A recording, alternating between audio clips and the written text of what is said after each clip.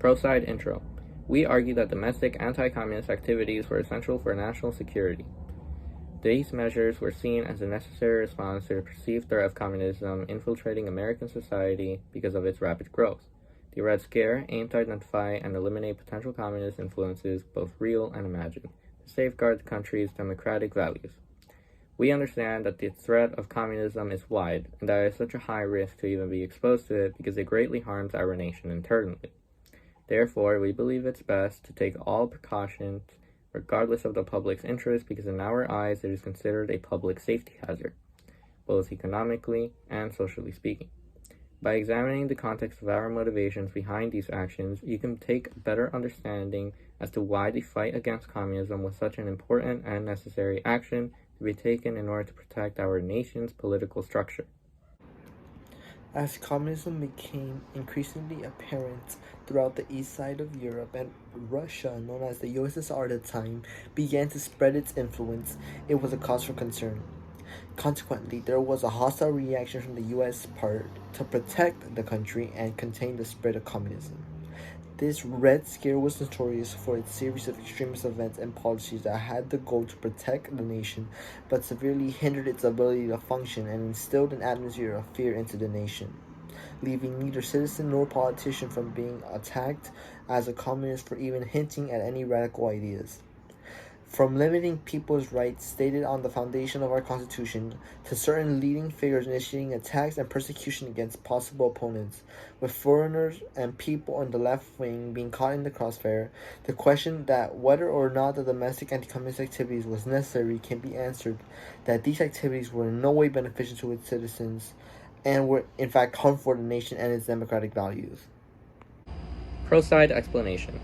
To us, communism began to be a major threat when English-speaking groups in Russia began to reach out to the entire world, ultimately highlighting us, the United States, as a prime example of a corrupt capitalism, and us alongside the British being the most quote-unquote dangerous enemies to communism, all according to Document B.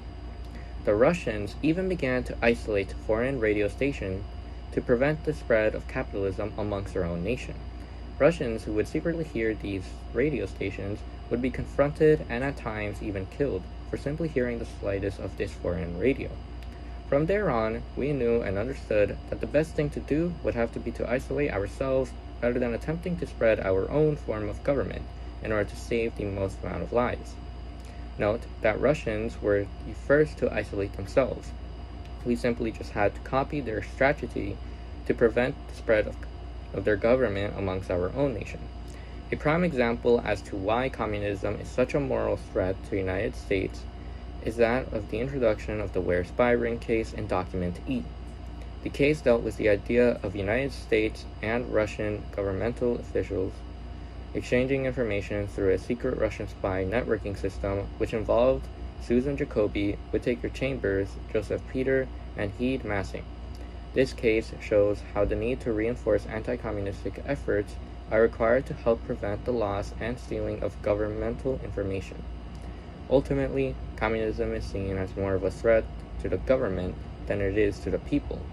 Hopefully, this information can help bring awareness to the severity of communism, and how, because of its rapid growth, we must prevent its spread. Communism works like a virus of sorts, in which lives are at stake regardless of the efforts to prevent it. So, because of this, it's best to take all precautions necessary in order to avoid it. The main argument used to disprove the theory about the necessity of anti-communist activity was the intense propaganda and paranoia about the false power that the Communist Party had in the US and the USSR's political grasp on the government. Instigated by Republican Joe McCarthy and his followers, a witch hunt against possible communists, which consisted of left-wing politicians and foreigners who expressed acceptance towards communism and joined the Communist Party, began to prevent the rise in communism's power. Even though in hindsight, the Communist Party held a very small impact in the political world in America. To protect the people and the US government from spies that were apparently everywhere, there were also loyalty orders in place to ensure the loyalty within the government and blacklist or persecute those who was considered a communist. All this paranoia led to restriction on the First Amendment rights of the American people under freedom of speech, press, and assembly, which already labels these protective policies unconstitutional, and caused many innocent people to be defamed and attacked. All of this is to say that these anti-communist activities are comparable to someone using a hammer to swat a fly on their head. In an attempt to help the nation, it only serves to damage and enact possible political retaliation against those who share a different political view and the opponents to people like Joe McCarthy. Furthermore, the victims of the Red Scare persecution often suffered terrible fates, from being blacklisted, which meant that they could not work in government or in their respective professions, like in the Hollywood blacklist, or to being executed. Take the example of Ethel and Julius Rosenberg, who were accused and persecuted in their espionage trial and were sentenced to death via electric chair. All because they were suspected of being a communist, and regardless of the revelation that Julius was in fact a communist, doesn't disprove the fact that these persecution fractured families, as the execution of Julius and Ethel left their underage children, Michael and Robert, as orphans, and publicly demonstrate the wrath that befell on those who dared to have slightly radical beliefs. While it may be true that the Red Scare was not very favorable, it was a necessary part of protecting the United States. The Blacklist era was one prime example where many people would experience unemployment due to their political beliefs regarding communism. It was a necessary part of protecting the U.S., and people like Edward Dmytryk, who were blacklisted, would still be able to find employment. There was also the case with Ethel and Julius Rosenberg, who were both accused of being communist spies. While at first it seemed as if they were innocent, it would later be proven that they were indeed communist spies.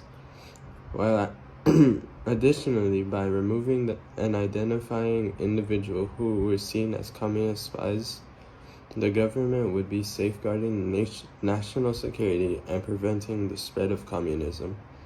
More background checks and loyalty programs would also be implemented to help protect the U.S. from any communists trying to infiltrate the U.S. Those who supported the Red Scare argue that it is required to safeguard the United States, but we should think about the consequences and express concerns about the methods that are being employed. While it is true that political conditions, most common being communism, the one of blacklist era will cause much unemployment. Nonetheless, the fact that Edward Dmytryk was able to secure another job does not clear the way for neglect of individuals' rights towards receiving their money and their jobs the way they can support their families. Even if the Rosenberg case is utilized to demonstrate communistic espionage, it misses the greater picture. While being accused of communism, there was no physical evidence that was consideredly involved. Senator McCarthy's tactics were not only sloppy, but also unjustified, and Senator McCarthy searched recklessly for those who were supported and were supposed to oppose. In conclusion, we believe that the Red Scare was necessary to protect the United States from the spread of communism. Many new programs and security measures would be implemented that would be necessary in maintaining order to the states. While it did suppress certain citizens' rights, it was a necessary action and precaution during a vulnerable time of the United States. The actions taken by the United States would help lead to more national security and create a significant change in the American society. So our side can conclude that the Red Scare was necessary to help maintain and protect the United States. This is our 1 minute clarification final vote from the con side. Overall, there was no reason for the extremists taken during the anti-communist activities in the Red Scare, other than to take down political opponents and to install an era of fear that is present to this day. The actions of Senator McCarthy and others during the Red Scare not only unjustly targeted individuals based on their political beliefs, but also created a legacy of suspicion and division in American society. Rather than genuinely safeguarding national security, the Red Scare served as a tool for political manipulation and suppression of dissent. Its lingering effects remind us of the importance of vigilance against such abuses of power and the preservation of fundamental freedoms for all citizens. While the Red Scare may have been a good way to avoid communism, it just politically was very biased.